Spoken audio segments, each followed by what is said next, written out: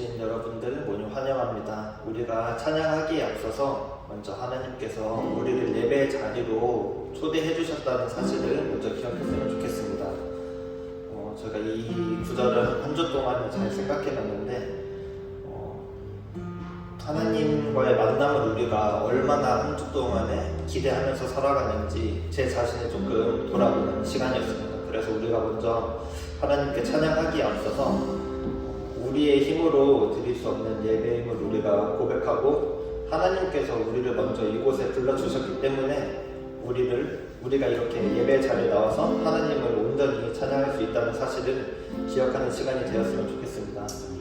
그래서 이 시간 저희가 주와 같이 길 가는 것을 찬양하게 될 것인데, 이 찬양의 가사들을 저희가 잘 생각하면서 다 같이 일어나서 저희는 주와 같이 길 가는 것 먼저 찬양하도록 하겠습니다.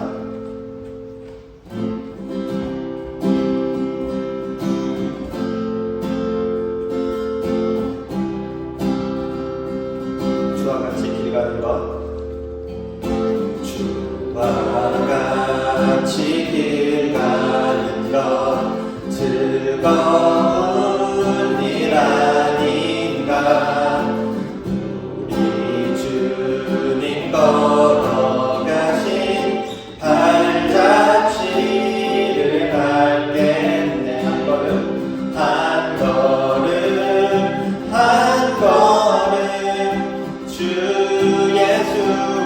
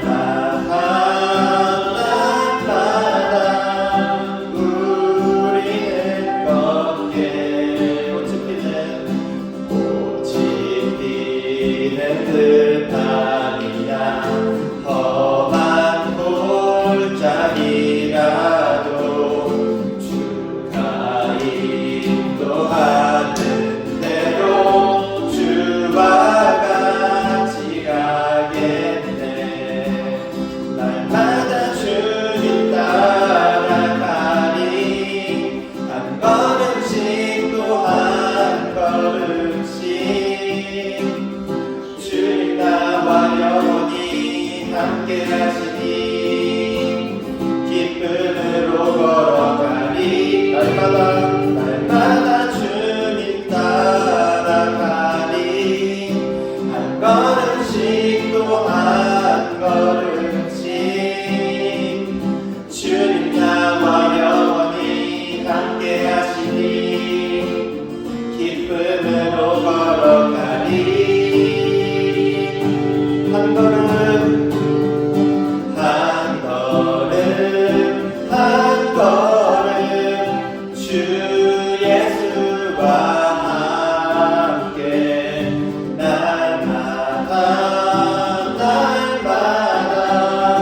우리는 걷게. 한 걸음 한 걸음 한 걸음 주 예수와 함께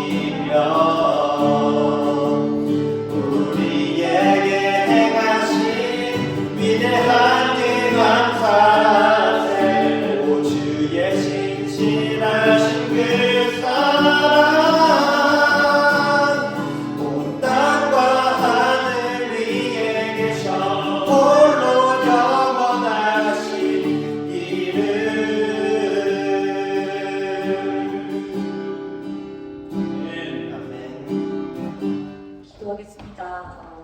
하나님 아버지, 오늘 하루를 허락해 주셔서 감사합니다.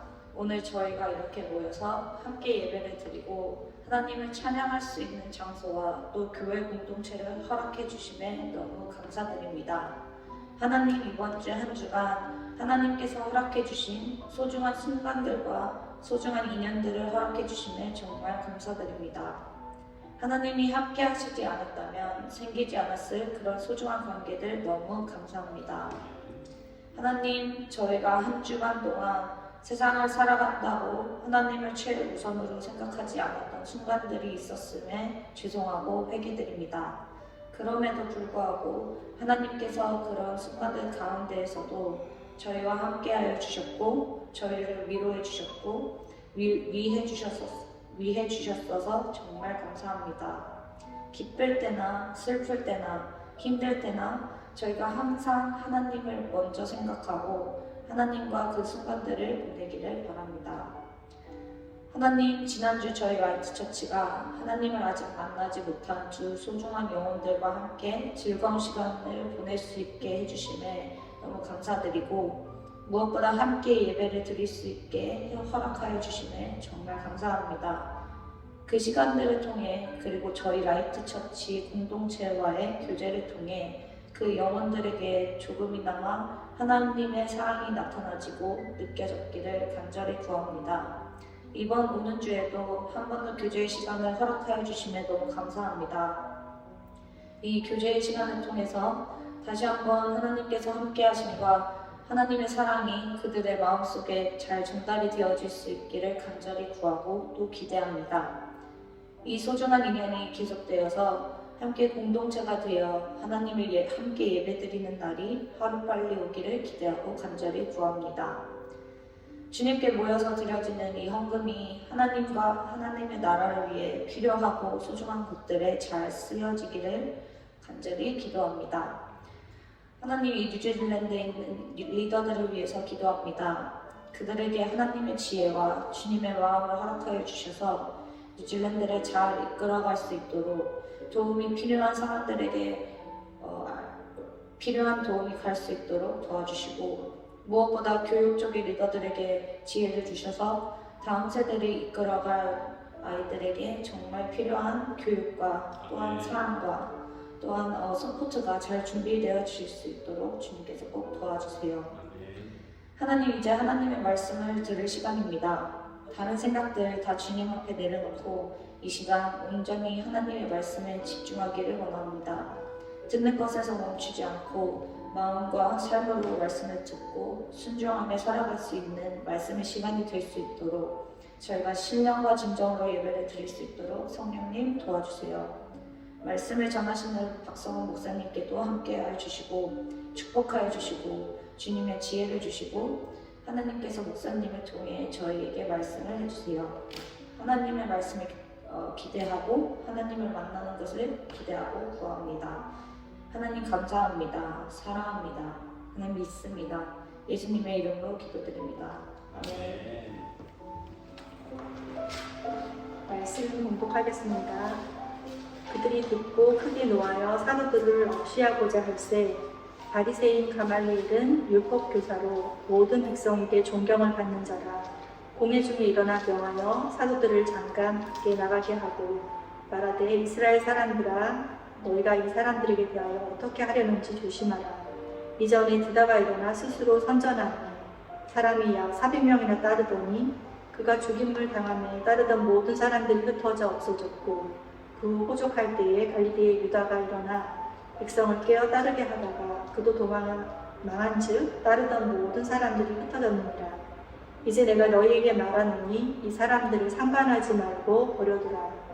이 사상과 이 소행이 사람으로부터 났으면 무너질 것이요 만일 하나님께로부터 났으면 너희가 그들을 무너뜨릴 수 없겠고 도리어 하나님을 대적하는 자가 될까 하노라 하니 그들이 옳게 여겨 사도들을 불러들여 채찍질하며 예수 이름으로 말하는 것을 금하고 놓으니 사도들은 그 이름을 위하여 능력받는 일에 합당한 자를 여기시며 기뻐하면서 공의학을 떠나니라.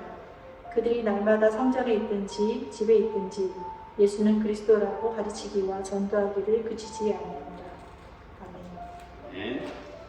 우리 지금 계속해서 교회에 대해서 살펴보고 있습니다. 여러분 지난주 우리 한 주 야외를 드리고 다시 모이니까 이게 되게 오래 있다가 모인 것 같아요. 느낌이 좀 굉장히 새롭고 신선합니다. 지난주 나눴던 말씀 기억나십니까? 교회는 어떤 곳인가? 두 개 말씀드렸는데 첫 번째, devoted community, 헌신된 공동체다. 어디에 헌신한다고 했죠? 세 가지였습니다. 첫 번째, 사도들의 가르침, 그러니까 예수님 이야기, 복음이죠. 복음에 헌신된 공동체였고, 두 번째는 펠로우십이었습니다. 지금 여러분들이 같이 나눴던 이 펠로우십, 그리고 마지막에 예배였죠. 그렇게 헌신하는 사람들이 모여서 예배를 드리니까 결과적으로 쉐어링 커뮤니티가 되었다. 나눈다라는 거죠. 하나님께 주신 이 은혜를 성도들하고도 나누고 세상하고도 나누고 복음을 나누고 교제를 나눈다는 것은 형제가 기쁘고 행복할 때만 함께 기뻐해 주는 것이 아니고 아프고 슬플 때도 함께 해주는 것입니다. 가만히 있지 않는 것입니다. 우리 아까 나눔할 때 여러분들의 좀 아픈 부분도 나눴는지 모르겠는데 복음을 나누고 교제를 나눈다는 의미가 라이트 처치 안에 계속해서 내가 모른 체 하지 않겠다, 가만히 있지 않겠다, 그 마음이 있기를 소원합니다. 교회가, 초대교회가 그렇게 했다는 거죠. 복음을 잘 나누었더니 이런 일이 생겼다고 합니다. 우리 사도행전 2장 47절, 우리 교회도 이렇게 되기를 원합니다. 시작. 하나님을 찬미하며 또 온 백성에게 칭송을 받으니 주께서 구원받는 사람을 날마다 더하게 하시니라. 한 번 더요. 하나님을 찬미하며 또 온 백성에게 칭송을 받으니 주께서 구원받는 사람을 날마다 더하게 하시니라. 사람들이 이렇게 말했다는 거죠. 우리 동네에 당신 교회가 있어서 참 좋습니다. 다행입니다. 고맙습니다. 제가 이 말씀을 너무 좋아합니다. 여러분 저를 한번 따라서 해주십시다. 교회가 교회다우니까요. 그렇죠. 교회가 교회다우니까 세상이 칭찬한다는 거죠. 다들 달라요. 교회가 교회다움을 좀 이상하게 볼 수는 있지만 그래도 그 마음 깊은 곳엔 이게 정말 다르다. 그리고 하나님께서 일하신다라는 것입니다. 이 말씀을 읽으면서 이런 생각이 들었어요. 세상에서 교회가 세상 칭찬받으려고 애쓰는 것보다 먼저 해야 될 것은 하나님 왜 우리를 위해서 일하시지 않냐라고 불평하기 전에 우리가 먼저 해야 할 일은 예배다. 먼저 해야 될 일은 교회가 교회다워지는 것이다. 복음에 더 깊이 헌신하고 서로를 정말 잘 연결하는 펠로우십에 헌신하고, 우리 그렇게 얘기했잖아요. 당신 태어나 주셔서 너무 감사합니다. 그리고 여기 와주셔서 너무 고맙습니다. 여러분 이게 첫 번째 헌신이거든요. 첫 번째 봉사예요. 내가 교회 와서 뭘 하는 것보다 그 자리에 함께 와 있는 것, 이게 굉장한 헌신이죠. 그러니까 우리는 먼저 하나님과 연결되고 성도들과 함께 연결되고 세상과 연결될 때 하나님이 일하신다라는 것입니다. 우리 그렇게 하나님이 일하시는 것을 계속 보고 더 보는 교회가 되기를 소원합니다. 초대교회가 이렇게 시작됐어요. 시작부터 굉장히 폭발적인 에너지를 가지고 이렇게 성장해 나갔는데, 베드로가 2번을 설교했는데 첫 번째 설교에는 5,000명, 3,000명, 그리고 두 번째 설교에는 5,000명, 그래서 8,000명이 회심하고 주님께로 돌아왔습니다. 이 남자 숫자만 8,000명이니까 대략 숫자만은 2만 명 정도의 교회가 생겨나는 것이죠. 굉장한 일이죠. 엄청난 일이죠. 이거를 대제사장들과 종교 지도자들이 가만두고 봤을까? 이게 굉장히 심각하게 여겼을 거예요. 이 사람들 아마 이렇게 생각하지 않았을까? 세례 요한도 죽이고 예수까지 죽였는데 도대체, 그래서 끝난 줄 알았는데 제자들 다 흩어졌는데 이 예수 운동이라는 것이 다 죽인 줄 알았는데 도대체 꺾어지지가 않는다. 자꾸 더 커지고 있다. 이 예수쟁이들 어떻게 해야 될까? 그래서 오늘 제가 여러분하고 나누어 갈 이 주제인데, 이 사람들이 예수님을 죽일 때 썼던 방법을 똑같이 씁니다. 공포예요. 겁을 주는 거죠. 때리는 거죠. 죽인다고 협박하는 거죠. 그러면 예수님 죽일 때처럼 제자들이 다 도망가겠지. 그러면 이 예수 운동이 좀 조용해지겠지. 라고 생각하는, 이 사단이 집어넣은 생각이죠. 예수쟁이들, 겁을 주자. 공포와 협박. 그때부터 지금까지 사단이 즐겨 사용하는 무기입니다. 제가 공포에 대해서 조사를 좀 해봤습니다. 포비아라고 하더라고요. 공포증. 이 조사를 하면서, 야, 세상에 이렇게 포비아가 많을 줄 몰랐다. 제가 깜짝 놀랐습니다. 여러분 잘 아시는 고소공포증, 폐쇄공포증, 광장공포증, 이 정도는 들어보셨죠? 그런데요, 반열공포증, 저도 살짝 있는 것 같아요. 어젠가 그저께 그 백신, 플루 백신 맞으러 갔는데 너무 무섭더라고요. 그 눈을 감고 막 덜덜 떨었는데 간호사가 굉장히 재밌었는데요. 거미공포증도 있어요. 비행공포증이 있고 동그라미를 싫어하는 환공포증도 있고요. 이런 공포증이 있는 건 처음 들어보셨죠? 숫자 공포증도 있고 야채 공포증이 있고 샤워 공포증이 있습니다. 그리고 웃음소리 공포증도 있더라고요. 웃음소리를 들으면 막 놀리는 거예요. 세상엔 무서운 것이 참 많다. 그런 생각을 했습니다. 그런데 이렇게 공포증, 포비아가 될 정도는 아니어도 우리는, 사람은 누구나 다 무서워하는 것들이 하나 둘씩쯤은 있는 것 같습니다. 여러분 한번 생각해 볼까요? 여러분은 좀 무서워하는 게 뭐예요? 겁나는 사람은 없습니까? 일어나지 않았으면 하는 일은 없습니까? 다 있죠. 발작 버튼이라고 하던데 우리 젊은 사람들, 트리거, 생각하기 싫고 경험하기 싫은 일. 나는 그런 것 없다 라고 하는 사람도 있을지 모르지만 아마 아닐 겁니다. 모두 다 있죠. 아직 만나지 못했거나 이게 이럴 수도 있어요. 그게 오기도 전에 그냥 피해버릴 수도 있겠죠. 나도 잘 모르는 나의 약함, 두려움 다 있는 것 같습니다. 그런데 나는 잘 몰라도 사단이 이걸 잘 압니다. 내가 뭐에 약한지, 무엇을 무서워하는지, 어떤 걸 꺼리는지. 그래서 사단은 이것을 우리를 공격하는 무기로 사용하는데, 사실 중요한 것은 공포 그 자체는 아니에요. 더 중요한 것은 이것을 사용해서 이루고 싶은 사단의 목적입니다. 뭘까요? 사단이 두려움을 사용해서 뭘 하고 싶은 걸까요? 하나님과 떨어지게 만드는 겁니다. 하나님에게서 멀어지게 만드는 겁니다. 전쟁에서 중요한 전략이 하나 있어요. 아이솔레이션이죠. 이 부대를 헤드쿼터랑 떨어지게 만드는 거죠. 서플라이와 분리하게 만드는 것이죠. 제가 동물의 왕국 이렇게 비디오를 봤는데 늑대나 이런 하이에나들이 코끼리를 사냥을 하는데 건강한 어른 코끼리는 건드리지도 못하죠. 누구를 공격하려고 할까요? 새끼들. 그리고 늙고 병든 그런 코끼리들을 노리는데 그냥 노리지도 못해. 어떨 때 노립니까? 코끼리 커뮤니티와 그 무리들과 떨어질 때, 그때 공격하더라고요. 사도행전을 우리가 계속 읽고 있는데 사도행전 전체가 교회 역사 1세기 역사 전체가 다 이런 내용입니다. 반복해서 교회를 위협하고 겁을 주고 쉬지 않고 공격을 퍼붓는데 여러분 잘 읽어보시면 교회가 그 수많은 공격들을 다 이겨내요.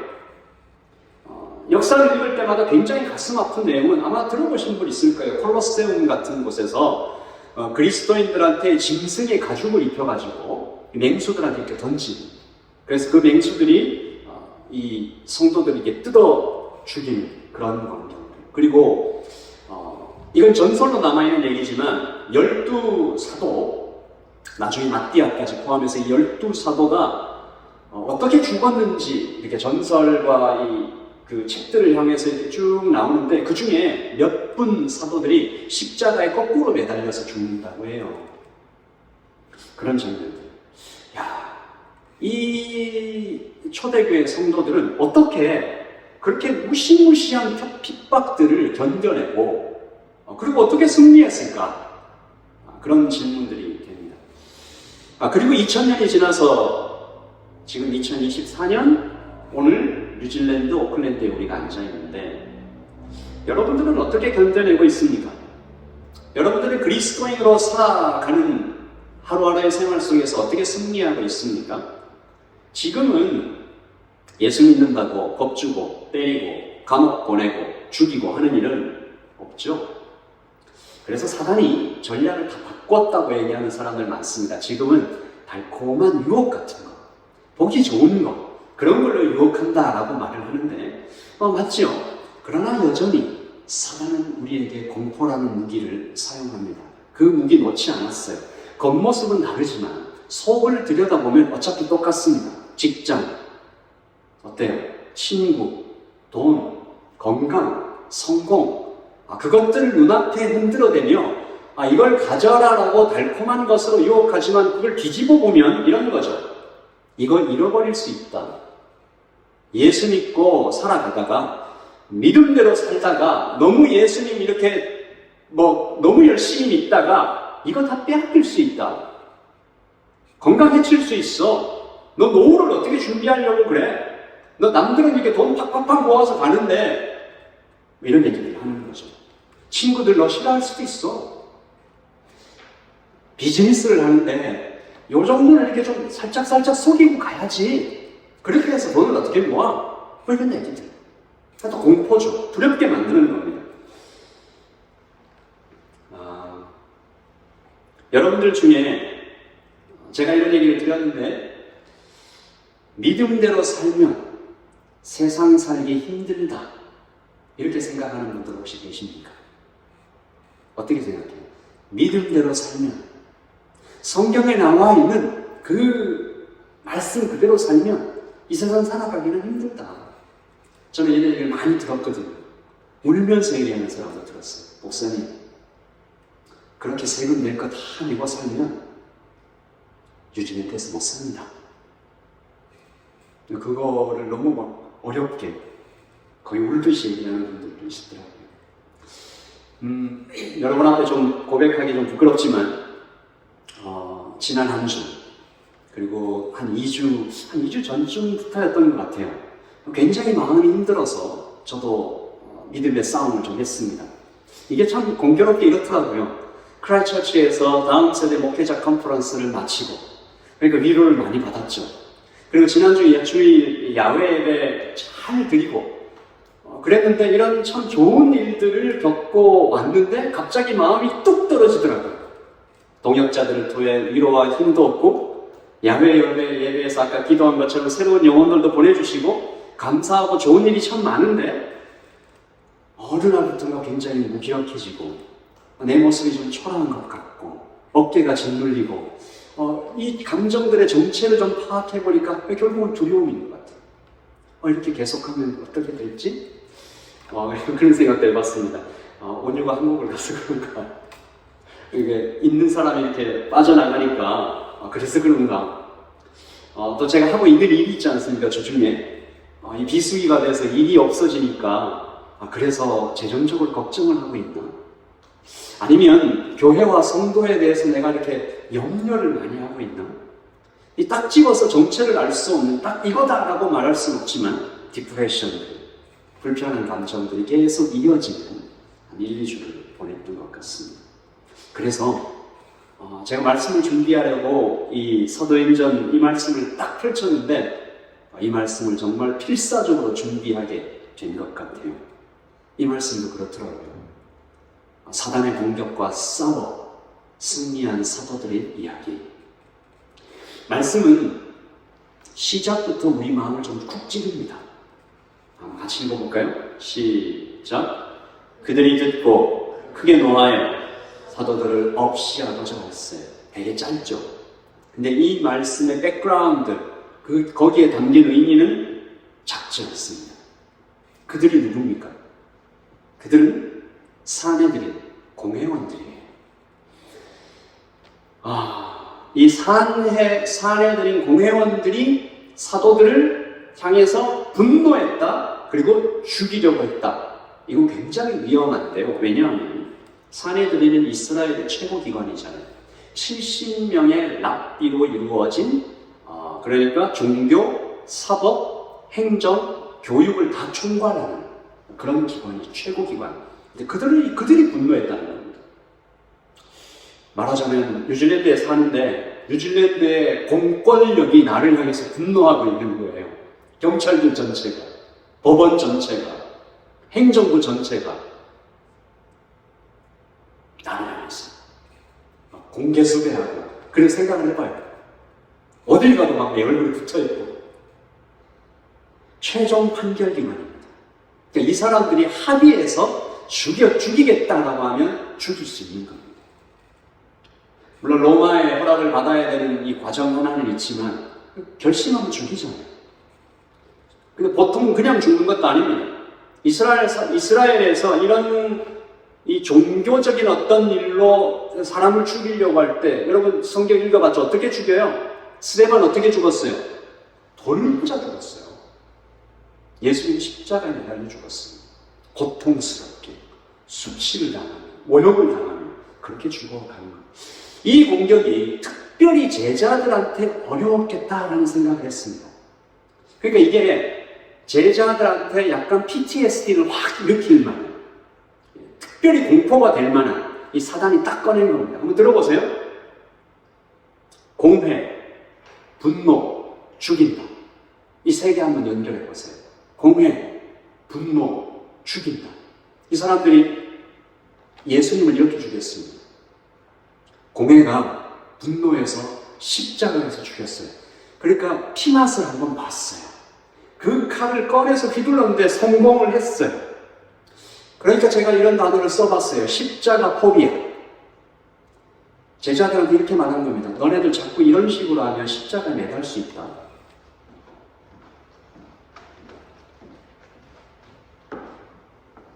겁먹으라는 얘기죠. 숨으라는 얘기죠. 도망치라는 얘기죠. 여러분의 포비아는 뭡니까? 나의 약점은 뭡니까? 나의 출근은 뭡니까? 직장의 보스나 친구나 가족이 나에게 딱 이 말을 하면 내가 좀 예수님을 잘 믿어보려고 하다가도 딱 멈추게 돼요. 그 어떤 말과 행동과 어떤 사건이 나를 하나님과 이렇게 멀어지게 만드는 그 트리거 뭘까요? 아까 말했던 돈, 성공, 결혼, 이런 습격들, 이런 무기들. 요즘 그 한국 사람들 가운데 이렇게 만나면 심지어 예수님을 잘 믿는 사람들도 이런 말이 툭 나올 때가 있습니다. 요즘 경기가 안 좋아. 더 안 좋아진대. 지금 한가하게 교회 가고 기도하고 할 때가 아니야. 이 말을 한 적은 없지만 제 생각 상상해 봤어요. 지금 교회 한가하게 교회 가고 기도할 때가 아니야. 지금 투잡, 쓰리잡. 시간 있을 때 한 푼이라도 더 벌어야지. 남들 저만큼 앞서가고 있는데 너 여기서 뭐해? 아들, 딸 잘 키우려면 이 정도는 좀 준비해야지. 자, 이런 얘기 했었나요? 제가 어느 동네를 갔었는데 이만큼을 가지고 있는데 주변에 저만큼 가지고 있으니까 제가 볼 때는 굉장히 많이 가지고 있는데 불안해하는 거예요. 떠는 거예요. 성경 공부 그만하고 사람도 좀 만나고 관계를 좀 쌓아야 결혼도 하고 그런 게 아니야. 이런 말들 들으면 좀 움찔하게 될 그런가? 내가 하나님을 너무 사랑했나? 하나님을 오늘부터 조금 사랑해야 되려나? 이런 생각들. 제자들을 쿡 찔렀던 그 십자가 포비아처럼 여러분들을 쿡 찌르는 그 말은 뭡니까? 사단이 그거 들고 나타나서 내 친구나 가족이나 사랑하는 사람을 통해서 나를 찌르면 그만 얼어붙게 만들고 하나님과 이렇게 자꾸 멀어지게 만드는 그런 건 뭘까요? 그리고 사도들은 이 무시무시한 십자가 포비아를 꺼내서 공격한 이 공회원들의 공격을 어떻게 이겨냈을까요? 첫째, 잘 한번 따라서 하십시오. 하나님은 도울 사람을 보내신다. 하나님은 도움을 보내십니다. 우리가 이것을 기대하면서 걸어가는 거죠. 오늘 사도들에게는 가말리엘이라는 사람을 보내셨습니다. 사도 바울의 스승, 위대한 랍비, 공회원들이 이 70명이 쫙 모여가지고 사도들 죽이자라고 얘기하는데 거기서 일어나서 얘기하기가 쉽지 않잖아요. 근데 참 다행스럽게도 이 가말리엘이 그 70명 중에서 그래도 좀 위치에 있었던 사람이죠. 말을 하면 먹히는 거죠. 이런 겁니다. 군대에서 제가 그런 적이 있거든요. 군대에서 이 전도하다가 욕을 먹고 있는데 갑자기 좀 높은 사람, 캡틴, 중대장 이런 분들이 오셔서 좀 들어봅시다. 나쁜 말 하는 것도 아닌데 라고 얘기하면서 분위기가 쫙 가라앉는 부드러워지고 아마도 가말리엘이 예수님이 십자가에서 죽으시는 그 장면을 보고 좀 많이 느낀 것 같아요. 그래서 일어나서 말합니다. 자, 같이 읽어봅시다. 시작. 이제 내가 너희에게 말하노니 이 사람들을 상관하지 말고 버려두라. 이 사상과 이 소행이 사람으로부터 났으면 무너질 것이요 만일 하나님께로부터 났으면 너희가 그것을 무너뜨릴 수 없겠고 도리어 하나님을 대적하는 자가 될까 하노라 하니 아멘. 39절 다시 한번 읽습니다. 시작. 만일 하나님께로부터 났으면 너희가 그것들 무너뜨릴 수 없겠고 도리어 하나님을 대적하는 자가 될까 하노라. 아멘. 여러분, 예수님을 내가 너무 사랑하는 것 아닌가? 이 일에 내가 너무 많은 것을 드리는 거 아닌가 걱정하지 마십시오. 이 말씀에 나와 있잖아요. 하나님께로부터 난 것은 무너뜨려지지 않습니다. 우리 안에 하나님께서 주신 그 마음과 하나님께서 이끌어 가시는 그런 일들은 실패하지 않습니다. 하나님이 하시는 일은 막을 수 없습니다. 아멘. 가말리엘 자신이 그 말을 스스로 증명하면서 그 이후의 인생을 살아갔죠. 하나님은 사도들을 그렇게 구출해 가십니다. 제 이 말씀 참 좋아하는데요. 고린도전서 10장 13절 시작. 사람이 감당할 시험 밖에는 너희가 당한 것이 없나니 오직 하나님은 미쁘사 너희가 감당하지 못할 시험 당함을 허락하지 아니하시고 시험 당할 즈음에 또한 피할 길을 내사 너희를 감당하게 하시느니라. 아멘. 하나님은 도울 사람을 보내십니다. 여러분의 인생에서 어떤 순간에 누구를 보내셨습니까? 제가 대학생 때 폐결핵에 걸렸을 때 한 집사님을 보내셔서 제가 이 병을 치료해 나갈 때까지 거의 6개월 정도 전폭적인 지원을 해주셨어요. 지금 생각해봐도 너무 감사하고 군대에서 예수 믿는 것 그렇게 너무 이렇게 붙잡고 살다가 고참들한테 이렇게 미움을 받아가지고 새끼 발가락이 이렇게 떨어져 나갈 만큼 큰 병이 생겼을 때 하나님께서 이 대대장을 보내주셔가지고 발가락을 살릴 수 있었습니다. 뉴질랜드에 와서 영주권도 없고 통장에 다음 주 생활비가 없는 그 시점에 한 사람의 전화를 받게 해주셔서 일을 찾게 하신 그런 사건들, 이런 것들만 계속 나열해도 오늘 하루 종일 얘기할 수 있을 것 같은 셀 수 없이 많은 도움을 인생에서 보내주셨습니다. 여러분에게는 하나님이 언제 어떻게 도울 사람들을 보내주셨습니까? 주님은 자녀들의 신음소리를 들으신대요. 내가 기도라는 형식을 딱 취해서 기도하지 않았을 때에도 하나님 너무 힘들어 라고 울고 있는 그 신음소리를 들으신대요. 그래서 피할 길을 주시고 도울 사람을 보내십니다. 아멘. 자, 그럼 여기서 우리가 여러분 안에 질문이 하나 생겨야 돼요. 도울 사람을 영영 안 보내주시면 어떻게 되나? 그럴 때도 있잖아요. 나의 고통이 굉장히 물론 이제 도우시겠지만 그 도울 사람을 아직 보내주시지 않는 그 긴 시간 동안 나는 그러면 도울 사람 오는 것만 기다리면서 그냥 그렇게 지내야 되나? 도울 사람을 보내주시지 않는 그 순간에는 나는 어떻게 이 공포에 맞서 이기나? 오늘 말씀의 핵심은 그러므로 41절에 있습니다. 자, 시작. 사도들은 그 이름을 위하여 능력받는 일에 합당한 자로 여기심을 기뻐하면서 공회 앞을 떠나니라. The apostle left the Sanhedrin rejoicing because they have been counted worthy of suffering, disgrace for the name. 오늘 설교의 제목 보신 분 있어요? S와 R 사이에 있는 suffering이 현실입니다. 그 사도들에게 닥쳐온 게 suffering이에요. 무시무시한 거죠. 근데 현실은 suffering인데 반응은 rejoicing이래요. 그리고 그 중간에 뭐가 있다고요? 중간에 the name, for the name. 이게 믿음의 신념입니다. 겁먹으라고 협박했는데 기뻐하는 거예요. 가말리엘의 도움이 있었지만 사실 현실이 크게 달라지지 않았다는 거 아시죠? 가말리엘이, 그러니까 공회원들이 죽이자 했는데 가말리엘이 하나님께로부터 났으면 이거 큰일이다 하지 말자 해서 죽이지만 않았을 뿐 그 사람은 이렇게 했습니다. 40절 시작. 그들이 옳게 여겨 사도들을 불러들여 채찍질하며, 채찍 맞았어요. 당시 채찍 얼마나 아픈지 알고 계시죠? 짐승의 뼈 같은 거를 이렇게 쫙 박아놓은 채찍입니다. 40대 때리면 죽는다고 해서 39대까지만 때리고 법으로 정해져 있는 그런 채찍을 사도들이 맞습니다.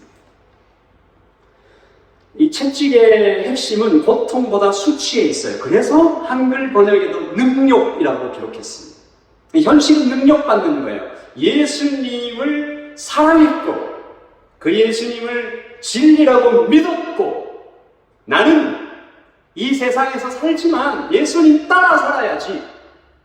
그렇게 해서 세상을 버리고 정말 예수님을 위해 살아야지라고 걸어갔는데 나에게 닥쳐온 현실이 suffering이라고, suffering.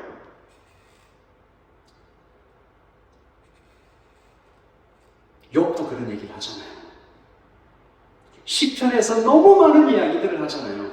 무슨 얘기요? 왜 예수 안 믿는 사람이 저렇게 잘 살지? 죽을 때까지도 그냥 이렇게 살이 디룩디룩, 요즘은 살이 디룩디룩 찌는 게 좋은 일은 아니지만 옛날에는 이렇게 살이 많이 찌는 게 굉장히 좋은 일이었지 않습니까? 죽을 때까지 이렇게 살이 찌고 피부에 광택이 나고 죽을 때도 편안하게 죽는 저 불의한 자들, 이거 어떻게 이해해야 됩니까? 욥은, 사도들은 예수 믿는 것 때문에 지금 서퍼링을 당하고 있는데 돈도 잘 못 버는 것 같은데 건강도 좋지 않은데 그런데 반응이 rejoicing이라는 거죠. suffering과 rejoicing 사이에 있는 for the name, 그 이름. 저는 그래서 이 41절 사도행전 전체에서, 신약성경 전체에서 이 말씀이 가장 멋진, 가장 아름다운, 속이 뻥 뚫리는 강력한 말씀이 아닌가. 우리 라이트 처치 성도님들도 저도 이렇게 살아가기를 소원하는 것입니다. 여러분, 예수 믿는 것이 가끔 이렇게 서퍼링으로 나타날 때가 있어요. 정말 정직하게, 예수님 때문에 정직하게 살아보려고 했더니 매출이 뚝 떨어지고 예수님 믿어보겠다고 정말 그런 마음으로 살아갔더니 친구들이 떠나고 미래가 불확실하고 심지어 건강, 예수님 믿고 사는데 건강이 더 좋아져야지. 이런 얘기 해도 될지 모르겠는데 목사님들 만나면 목사님들 한 거의 7, 80%가 우울증이에요.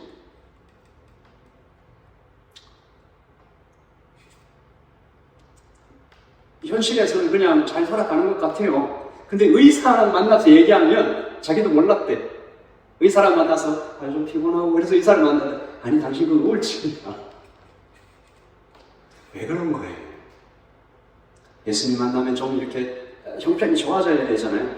그런데 성경은 suffering 있다는 거죠. 그러나 우리의 반응은 또 더 name, 예수 그리스도의 이름이 우리 가운데 있으면 rejoicing이라는 반응이 나올 수 있다는 것입니다.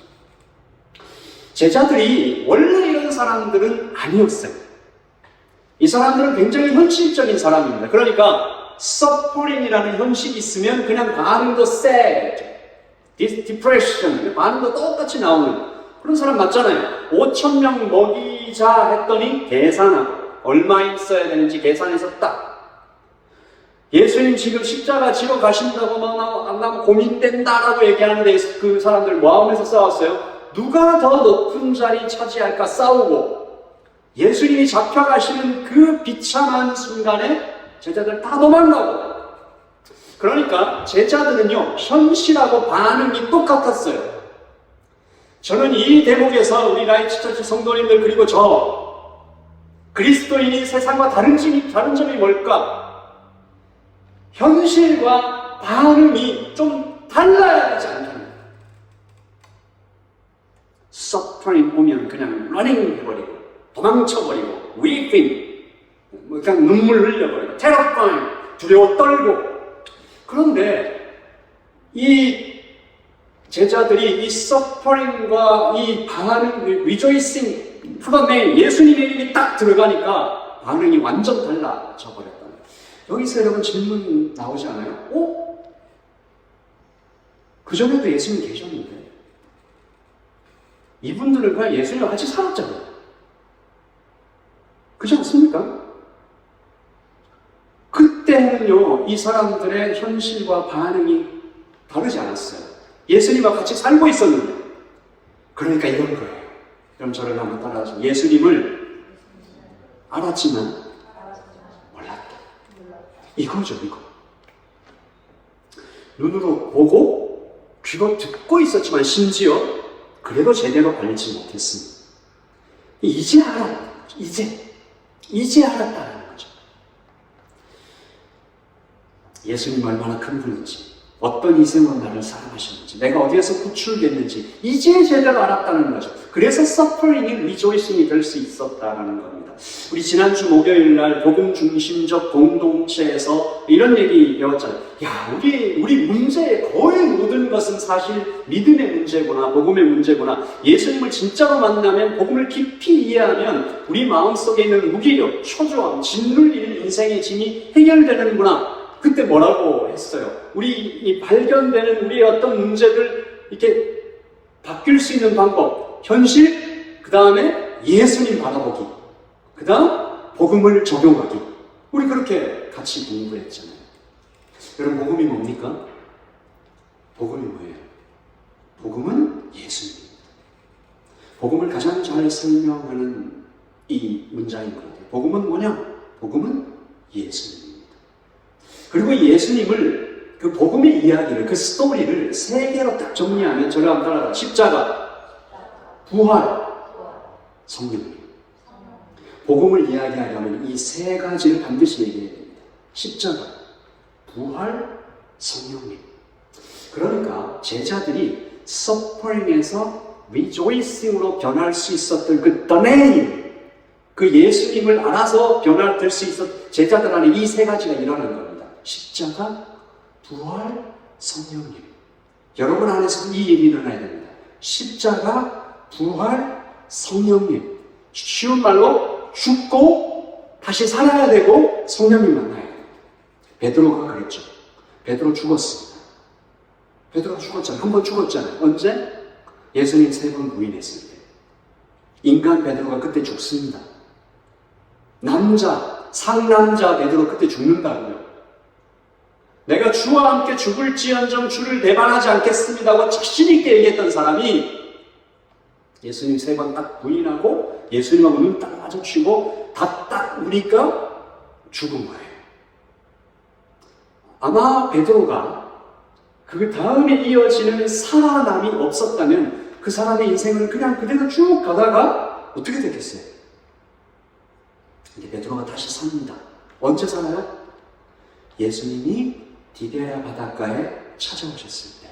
그래서 예수님이 이제 그 베드로에게 3번 물어보시죠. 너 나 사랑하느냐? 사랑하느냐? 사랑하느냐 물으시고 사명을 주십니다. 내 양을 먹이라. 베드로가 이때 살아나요. 그러니까 죽고 사명받고 다시 살고, 근데 이걸로 충분하지 않아요. 복음에는 반드시 성령님이 들어가야 됩니다. 그래서 예수님이 기다리라고 하셨어요. 성령 오실 때까지. 성령 충만할 때까지 기다려요.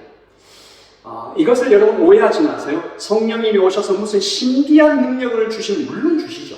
그러나 그보다 더 중요한 사실은 여러분 저를 한번 따라서 하나님 따라다니라. 앞장서지 마라. 끌려다니라. 하루 시작할 때 기도하고 시작해라.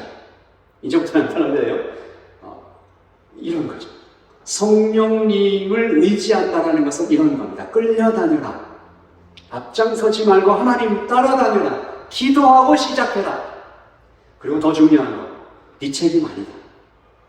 내게 맡겨라. 너 책임 아니야. 내게 맡겨라. 너는 할 수 없다. 내가 한다. 세상은 너 힘으로 사는 게 아니야. 나의 힘으로 살아갈 수 있도록 내가 도와줄게. 이게 성령 충만의 본질입니다. 베드로가 그것을 경험한 거죠.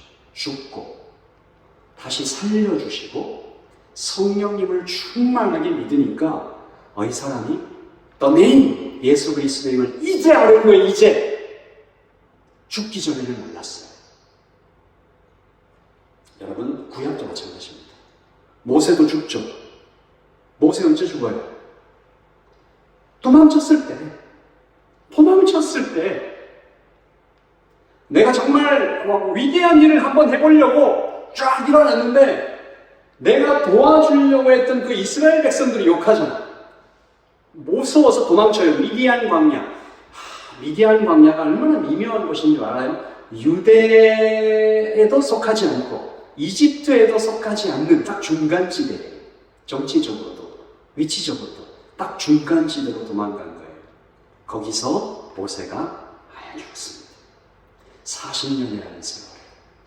아무것도 아닌 자로. 언제 살아요? 언제 살아요? 하나님이 다시 찾아오셔서 떨기나무 속에서 부르실 때, 그리고 사명을 딱 주실 때, 그때 살아요. 내 백성을 인도해라. 이거 말고 다시 살아요. 그리고 그 이후로부터 이 베드로처럼 어떤 일회적인 성령 충만의 경험은 없지만 정말 모세가 계속 다름을 받죠. 그래서 그렇게 우리가 모세가 정말로 성령 충만하면서 살아갔다라는 걸 어떻게 알 수 있습니까? 우리 지난주 설교 때 배웠죠. 모세가 어떻게 변했어요? 지상에서 가장 온유한 사람이 되었다. 온유가 뭐예요? 온유가 뭡니까? 온유는 힘이 있지만 하나님께서 말씀하시면 가고 말씀하시면 서고 하나님의 통제 안에 들어오는 거죠. 요셉도 그랬습니다. 요셉 언제 죽었어요? 막 꿈꾼다고 막 자랑하고 막 그러다가 형들이 구덩이에 쳐박고 죽은 거죠. 팔려갈 때 언제 다시 살아요? 하나님께서 꿈을 주셔서 그것을 사용해서 내가 이제 애국과 이스라엘을 살려가는 그 어떤 위치로 가게 된다는 것을 알 때 요셉이 성령 충만하게 살았다는 걸 우리가 계속 보잖아요. 어떤 극적인 장면 하나가 저는 이렇게 생각되더라고요. 형제들을 끌어안을 때 용서, 화해하고 여호수아, 이사야, 사도 바울 모두 이 세 가지를 통과합니다. 여러분 죽으셔야 해요. 저도 그래야 돼요. 제가 요즘 이 단어를 굉장히 많이 묵상합니다. I am nothing. I am nobody. 저는 아무것도 아닌 자입니다. 저는 아무것도 아닙니다. 찬양도 있잖아요. 나는 아무것도 아닙니다. 주님의 사랑이 없으면. 찬양하시죠. 나는 아무것도 아닙니다. 주님의 사랑이 없으면 나는 아무것도 모릅니다. 주님의 지혜가 없으면 괜찮겠죠. 여러분 죽으셔야 돼요. 그리고 하나님께서 여러분을 다시 살려서 주시는 그 사명을 받으셔야 돼요. 내가 이 땅에서 어떻게 살아갈까? 하나님 나를 통해서 뭘 하고 싶으신 걸까?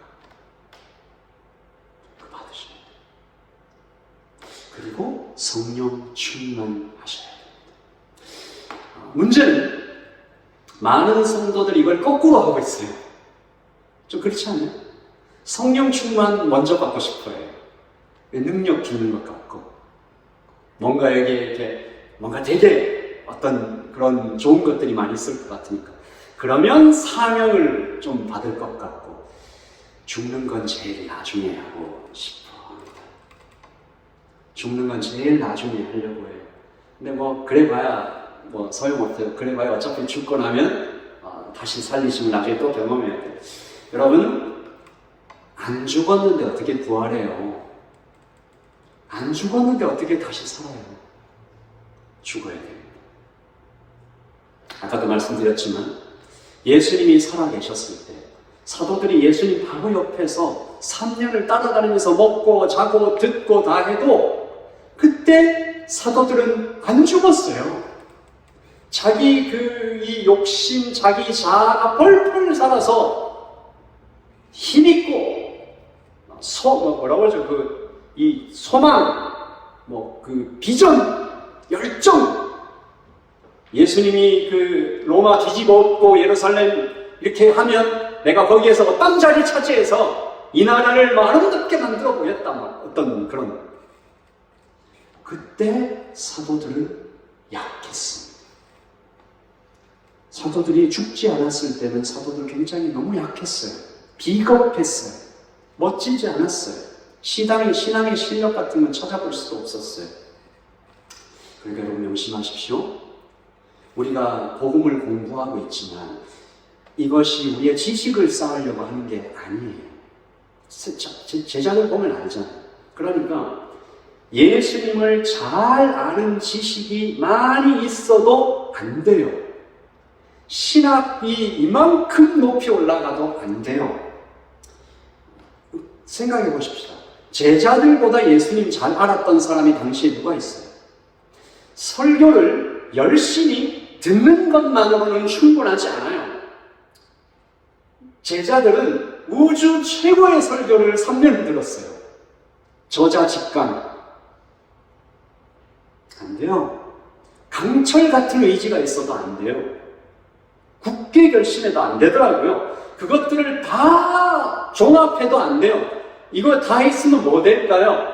성경 너무너무 잘하는 지식이 있고 설교도 엄청 많이 들어가지고 이 어떤 꽉 차있고 결심도 굳고 성품도 좋고 그럼 뭐 될까요? 아직 안 죽으면. 그럼 이런 사람 되는 겁니다. 성경 많이 아는 종교인, 예수님 잘 아는 종교인, 봉사 잘하는 종교인, 이런 것밖에 안 됩니다. 제자들은 죽었습니다. 아까 같이 불렀던 찬양처럼 정말 나는 아무것도 아닙니다라고 고백했어요. 고백할 수밖에 없었지. 이 시점에서 여러분이 어느 날 어느 순간 저처럼 지난 한 2주처럼 내가 아무것도 아니구나. 그 순간은 오늘 이 말씀을 비추어 볼 때 복된 순간이 아닌가. 베드로가 좀 이렇게 역설적인 말이 되긴 하겠지만 베드로가 예수님 3번 부인하는 그 공개적인 죄, 변명할 수 없는 큰 죄, 그 죄 짓지 않았으면 베드로의 이 단단한 자아가 부서졌겠습니까? 부서졌죠. 제자들이 예수님이 십자가 지시는 이게 인생에서 제일 중요한 순간이죠. 제자로서 예수님을 따라가는 그 여정 중에서 가장 중요한 순간이죠. 그때 다 도망가, 사실. 근데 예수님을 끝까지 따라갔던 분들은 어떤 분이죠? 이것도 굉장히 역설적이에요. 예수님 십자가까지 끝까지 따라가는 분들이 있어요. 누구예요? 여인들. 당시 이 인구 숫자로 카운팅도 안 해주던, 법정에서 증인으로도 설 수 없었던 여인들은 예수님 십자가 지시는 그 마지막 순간까지 따라가고요. 부활하는 아침에 예수님 시체 이렇게 해주려고, 향유해주려고 무덤을 찾아갔던 분들도 여인들이었어요. 제자들을 철저히 깨부시는 거죠. 제자들은 그냥 죽었습니다.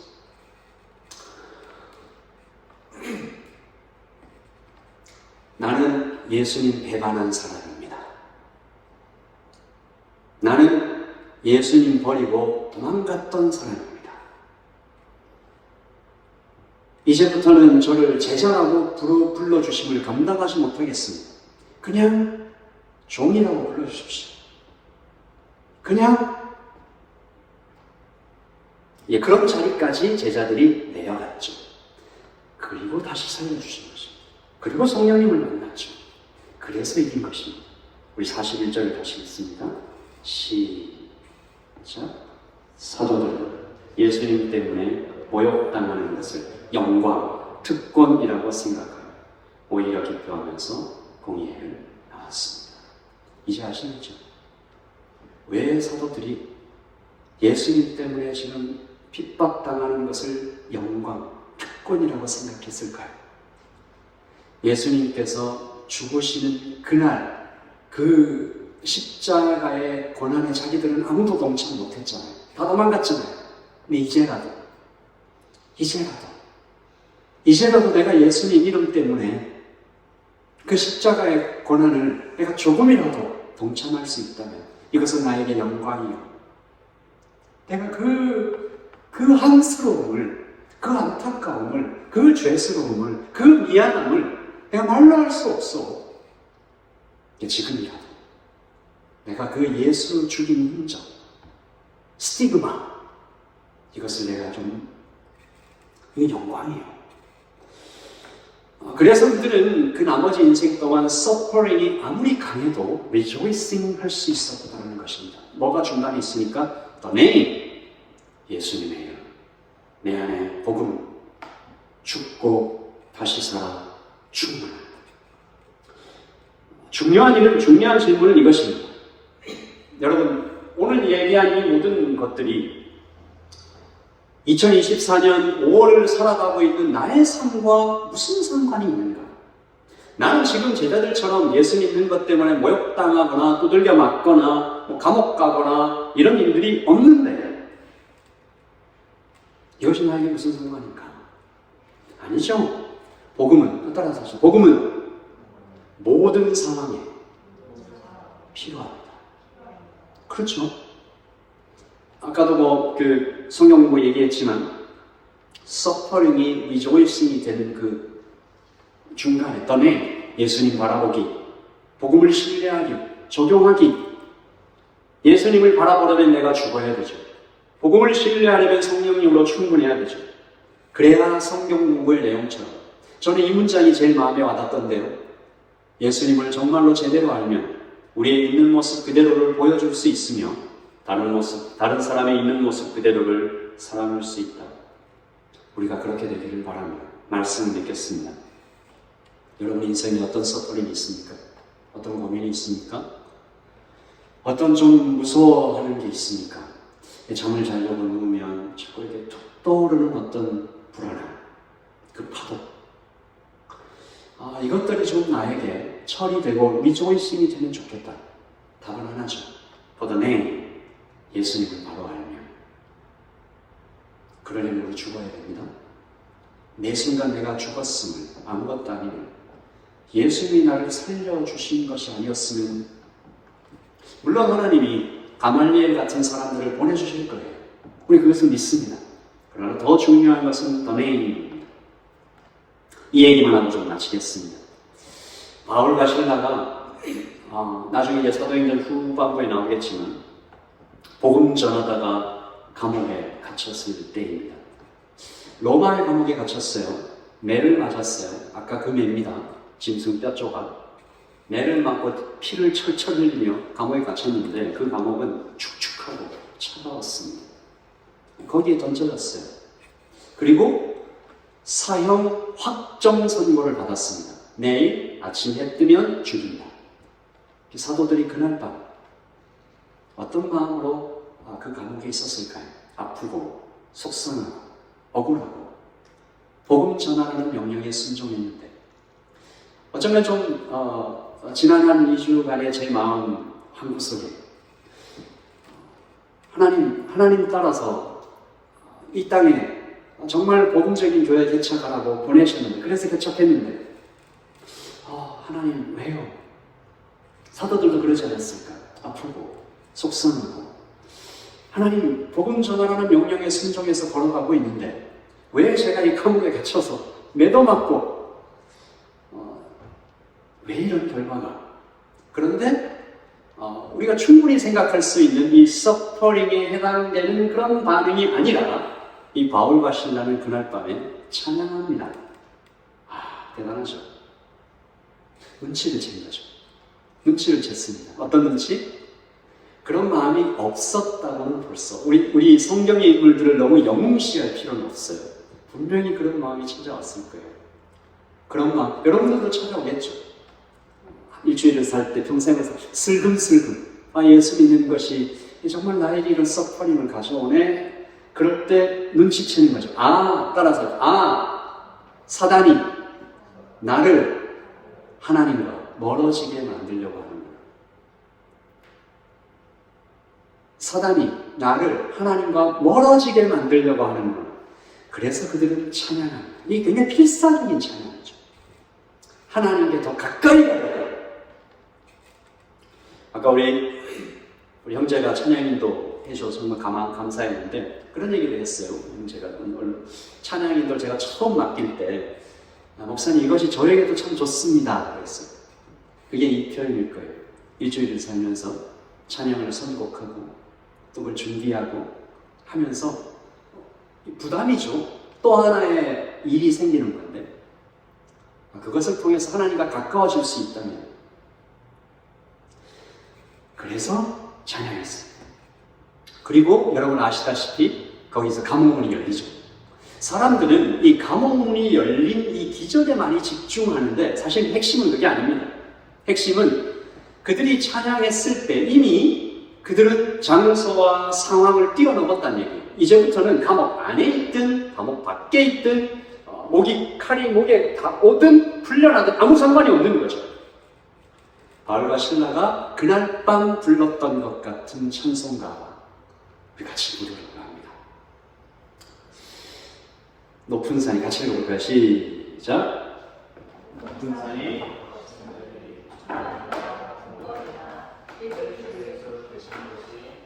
제가 이 찬양 준비하면서 필사적으로 저도 찬양했습니다. 상황과 감정을 뛰어넘게 하신 높은 산이 거친 들이 조막이나 궁궐이나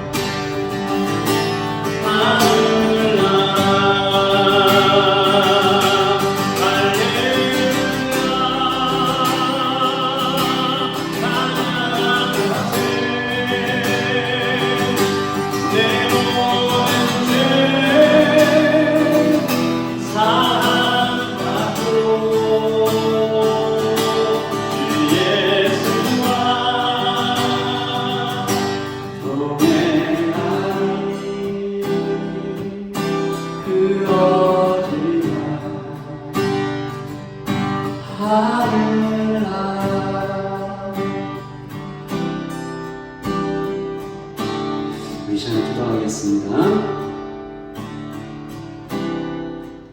우리 모든 형제자매들에게 이 축복이 적용되기를 바라는 마음으로 시작. 우리 주 예수 그리스도의 은혜와 하나님의 사랑과 성령님의 사귐이 여러분과 함께하기를 기도합니다. 한 번 더 시작. 우리 주 예수 그리스도의 은혜와 하나님의 사랑과 성령의 사귐이 여러분과 함께하기를 기도합니다.